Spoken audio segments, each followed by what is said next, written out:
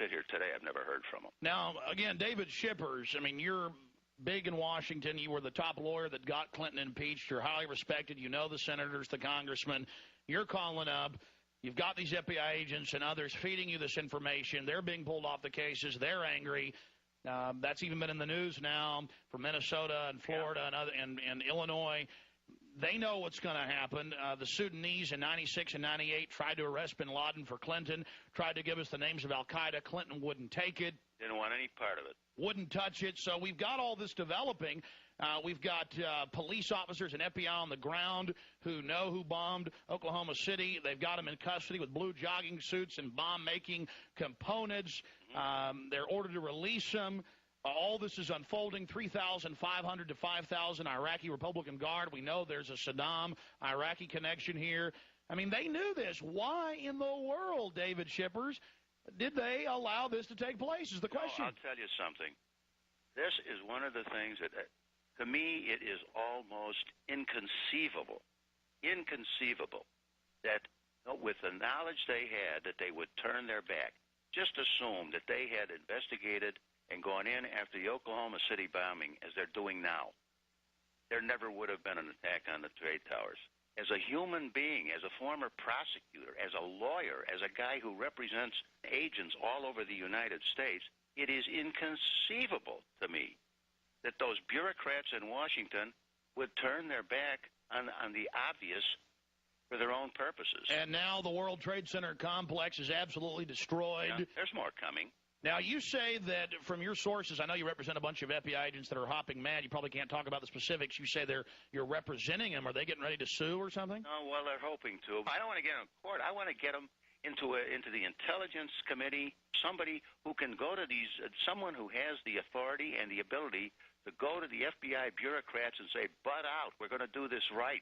I'm sure you're aware that on History Channel, they've been reporting for years. It's now confirmed that we had prior knowledge of the Japanese attack, and they allowed that to take place. Sure. And now you see the UN empowered, World Court empowered. Looks like the UN's going to get to take over all that oil supply there in Central Asia. The face-scanning cameras were in trouble. Now they're on the fast track. Yep. This has sure brought the police state more funding. Sure has. And I've been saying for years that once you have license, which we've had, the next step is tyranny, and it really is scary. The whole thing is scary. The American people are saying, I want to be safe. And I will, who was it, Ben Franklin said, if you give up your liberties for security, you will eventually lose both your security and your liberties. Absolutely. What was the intel you were getting from these agents? What were they saying? This agent here in Chicago filed the affidavit where he laid out the whole way that the money moves, the way that it's handled, how it comes out of the Middle East into the Chicago area, not only Chicago, but into the United States, how it's covered, how the operatives are covered, and then how the money gets back, how it's transferred back, and where it's kept while it's here. And that affidavit ran like 30 pages, laid it out. And that was the only one. He had to go through hell on earth in Washington. He had to fight like a tiger. Everybody in his own bureau and in the Department of Justice was against him, and still. Now, the FBI agents in Minnesota knew about all this and have the evidence, but they couldn't even get a wiretap or a warrant to search these guys. Exactly. And we're talking about some of the actual hijackers. Exactly. And and then this woman that was talking to me, she had other contacts who were in naval intelligence and in other areas, and she was reporting that there was one of these terrorists that was involved or connected with the bombing in Oklahoma City was working at the Boston airport. A friend of mine who happens to be an agent had information showing that there were Hamas operatives working in baggage in areas at O'Hare Airport with free access to any part of the airport.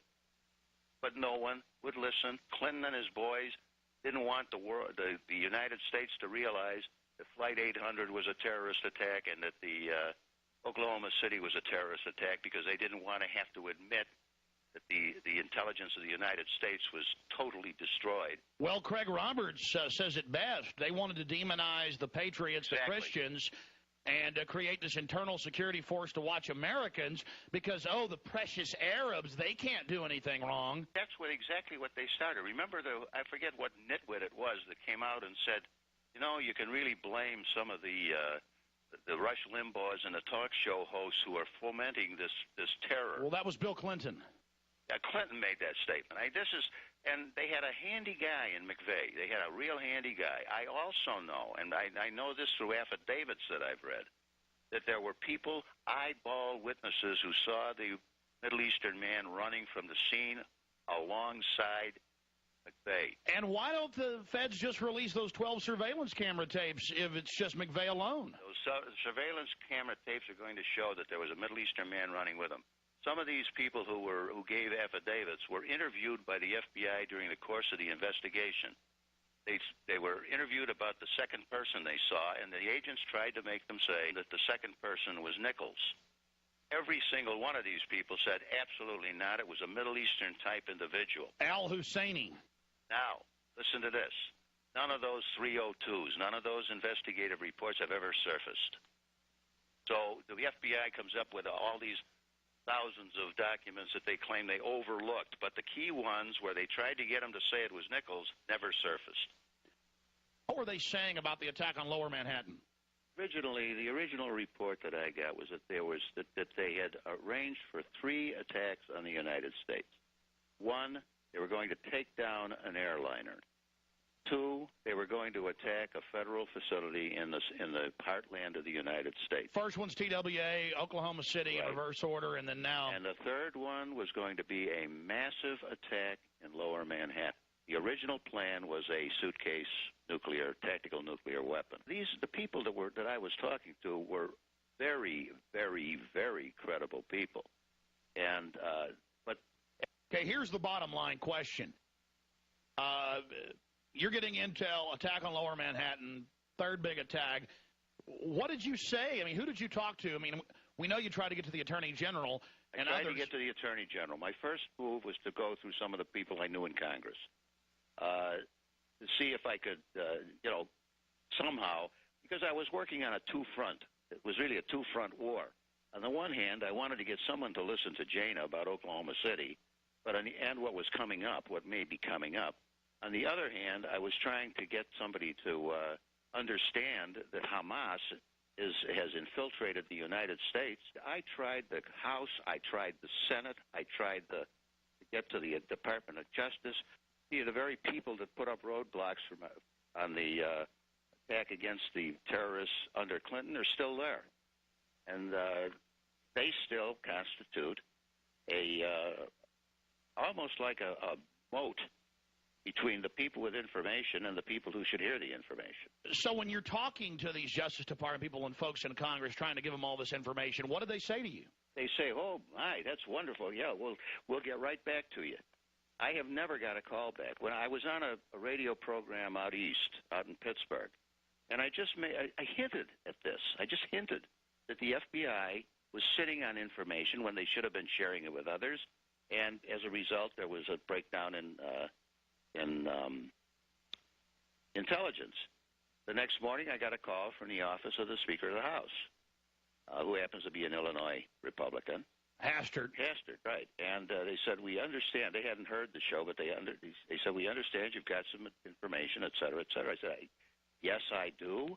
I would really like to share it with somebody. I have at least 2 and maybe 3 witnesses that should be subpoenaed to come out there and testify in executive session and tell you what I was talking about. Okay, we'll get back to you.